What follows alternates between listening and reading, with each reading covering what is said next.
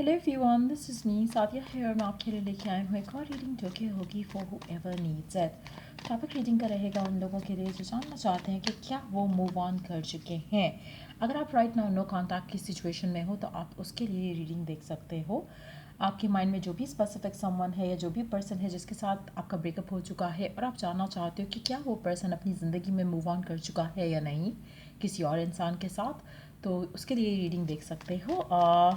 इस रीडिंग में हम ऑरेकल गाइडेंस भी ऐड करेंगे, सो स्टे ट्यून्ड। और रीडिंग शुरू करने से पहले रिमाइंड करवा दूं कि ये एक जनरल रीड है, सबके साथ मैच कर भी सकती है और नहीं भी। सो जो बातें जो मैसेजेस मैच करते हैं आप उन मैसेजेस को पिक करो और बाकी सबको छोड़ दो। अगर आप पर्सनल रीडिंग्स चाहते हो पेपाल से या ईजी पैसे से पेमेंट कर सकते हो, सिर्फ तभी रीच आउट करो ताकि आपका भी टाइम वेस्ट नहीं हो और मेरा भी। So let's dive into the read and let's find out कि क्या वो ऑलरेडी किसी और के साथ मूव ऑन कर चुके हैं, हाँ या ना। क्या आपके माइंड में जो भी स्पेसिफिक समवन है जिसके साथ आप नो कांटेक्ट में हो, क्या वो किसी और के साथ ऑलरेडी मूव ऑन कर चुके हैं, हाँ या ना। The devil, five of swords, the world, night of swords, queen of swords. Underneath the deck we do have 10 of Pentacles. अच्छा, सारे कार्ड्स को देखते हुए आई कैन से कि पर्सन मूव ऑन नहीं किया है। इनफैक्ट मुझे लगता है कि ये पर्सन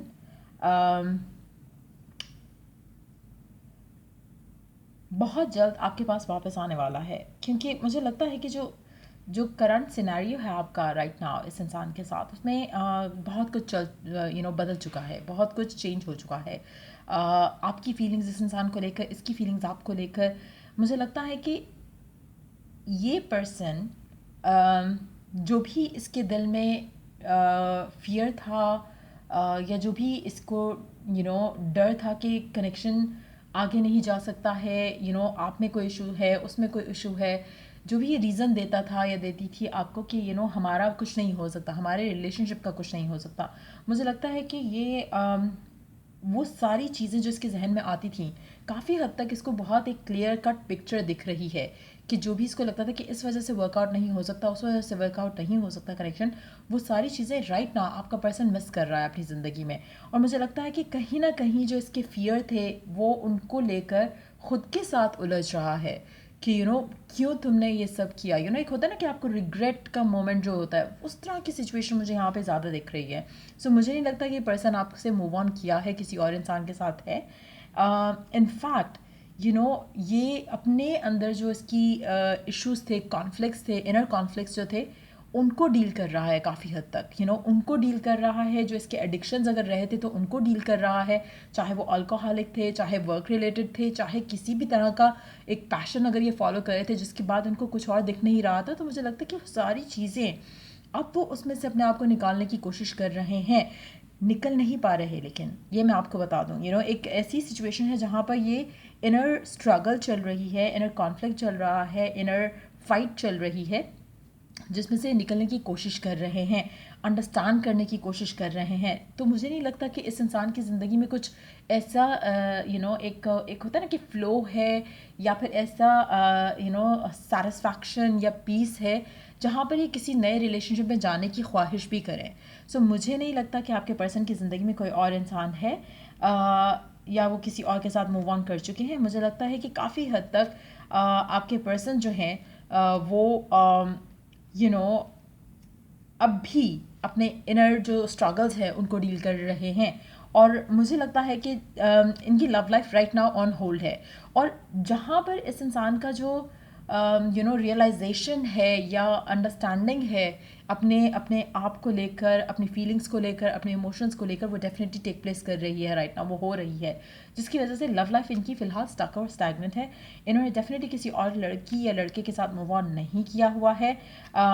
इनफैक्ट इनकी जो इनर स्ट्रगल्स हैं, इनर डीमंस हैं, उसको फ़िलहाल ये काइंड ऑफ लाइक कंट्रोल करने की कोशिश कर रहे हैं। अपने इनर जो एक होता है ना कि एनिमल होता है आपके अंदर, आपको जो आप चाह कुछ रहे हो, आपको करना कुछ और पड़ रहा है, आपके इनर फियर्स हैं, डाउट्स हैं, बहुत सारे नेगेटिव थॉट्स हैं, बहुत सारे मेंटल, फिजिकल, इमोशनल ब्लॉक्स हैं, ये फ़िलहाल उनको कैटर करने उनको कैटर कर रहे हैं, उन इश्यूज़ को कैटर कर रहे हैं। सो डेफिनेटली ये पर्सन मूव ऑन नहीं किया है और मुझे लगता है कि बहुत जल्द इस इंसान की आपसे बात होगी। जब ये इन सब सिनारियों से डील कर लेंगे या आपको मैसेज ज़रूर करेंगे, आपसे कम्युनिकेट ज़रूर करेंगे, चाहे वो जो भी तरह की कम्युनिकेशन हो, लेकिन ये कम्युनिकेट ज़रूर करेंगे आपसे after getting done with all the inner conflict. Let's see कि ओरेकल गाइडेंस क्या है आपके लिए गिवन सिचुएशन में, गिवन सर्कमस्टांसेस में आपके लिए ओरेकल गाइडेंस क्या है इस इंसान को लेकर, इस कनेक्शन को लेकर। Okay, so we have it is safe for you to love. Card में 1 minute, let me pick the card up.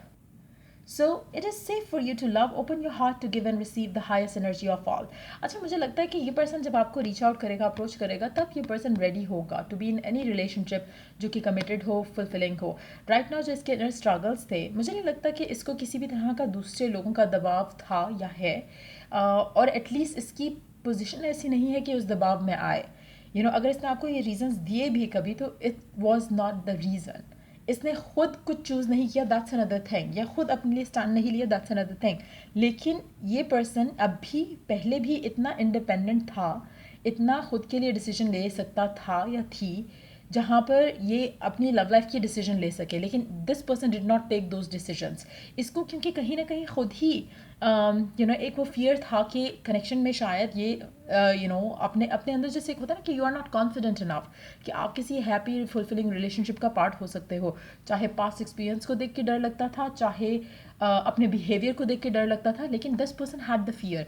तो मुझे लगता है कि अब जब ये आपके पास आएगा तो ये पर्सन सेफ फील कर रहा होगा कि yes they can love, they can receive love as well. So वो चीज़ मुझे दिख रही है कि अब जाके चीज़ें जो होंगी वो ऐसी होंगी जहाँ पर जो फियर्स हैं वो नहीं ब्लॉक करेंगे कनेक्शन को। अच्छा, एक और चीज़ यहाँ पे मेंशन मैं कर दूँ कि आप में से भी कुछ लोग ऐसे हैं जिनको अपने ऊपर वर्क करने की ज़रूरत है। जिस तरह से ये पर्सन अपने ऊपर वर्क कर रहा है, इस तरह से आपको भी अपने ऊपर वर्क करने की ज़रूरत है। तब जाकर आप उस सिचुएशन में आओगे जहाँ पर ये पर्सन आपको अप्रोच करेगा और चीज़ें बेहतर होंगी। क्यों मैं बात कह रही हूँ मैं यहाँ पर, क्योंकि जैसे इस पर्सन की फिजिकल इमोशनल ब्लॉक्स है, वैसे आपके भी ब्लॉक्स हो सकते हैं। आप में से भी कुछ लोग ऐसे हो सकते हैं जिनको पास्ट की वजह से या मेंटल ब्लॉक्स की वजह से आपको हमेशा से कॉन्फिडेंस नहीं रहा अपने ऊपर, आपको हमेशा से फियर रहे कि शायद कनेक्शन आगे ना बढ़े, शायद ये हो जाए, शायद वो हो जाए। जो नेगेटिविटी एक होती है, डाउटफुलनेस होती है, या फिर एक एक फियर होता है कि पर्सन कमिट नहीं कर रहा तो शायद एंड हो जाए कनेक्शन, शायद उसके माइंड में कुछ और हो। सो मुझे लगता है कि वो जो फियर्स थे उससे आप भी काफ़ी हद तक ऑलरेडी निकल चुके होंगे, और काफ़ी हद तक या तो आप सरेंडर कर रहे हो इस थॉट, इस बिलीव के साथ कि कुछ अच्छा हो जाएगा, होना होगा। तो उस तरह से भी आप अपने आप को उस सिचुएशन में ला रहे हो जहाँ पे you are becoming better person और बेटर वर्जन ऑफ यू, जो कि शायद पहले नहीं था। आपके अंदर वो ठहराव पहले नहीं था जो अब है और आगे बढ़ेगा।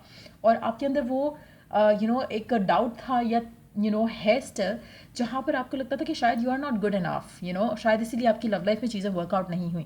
कहीं ना कहीं जब आप उस फियर से निकल आओगे और आप अपनी वर्थ और वैल्यू को अंडरस्टैंड करोगे, तब जाके आपकी लव लाइफ में ऐसे इंसान के साथ चीज़ें बेहतर होंगी। सो अगर आप स्टिल उस स्ट्रगल में हो जहाँ पर आपको भी काफ़ी सारी इनर स्ट्रगल्स हैं, इनर कॉन्फ्लिक्ट्स हैं, उनको डील करो। और स्पेशली वो लोग जो मिरर कर रहे हैं एक दूसरे को, बहुत ज़्यादा चांसेस हैं अगर आपकी लाइफ और उस पर्सन की लाइफ बहुत हद तक मिलती जुलती है, जैसे आप भी घर के एक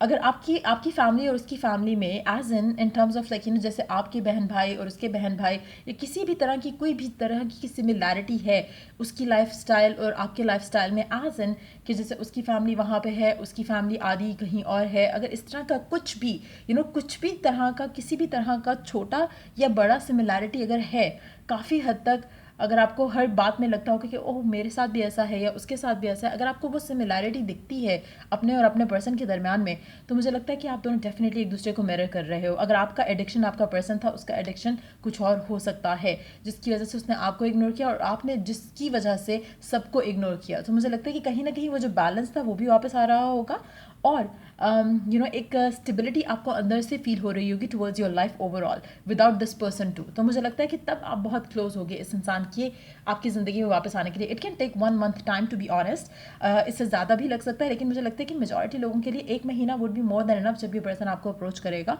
और चीज़ें आगे बढ़ सकती हैं आपकी और आपके पर्सन के दरमियान में। लेकिन एटलीस्ट ये आपको अप्रोच ज़रूर करेगा। आई फील लाइक कि 1 महीने से ज़्यादा टाइम मुझे नहीं लगता कि ये लेगा। सो ये रीडिंग आप लोगों की अगर आपको हेल्प किया, गाइड किया हो, तो लाइक शेयर सब्सक्राइब जरूर करो। Till I do the next reading आप लोगों के लिए टेक केयर एंड बाय।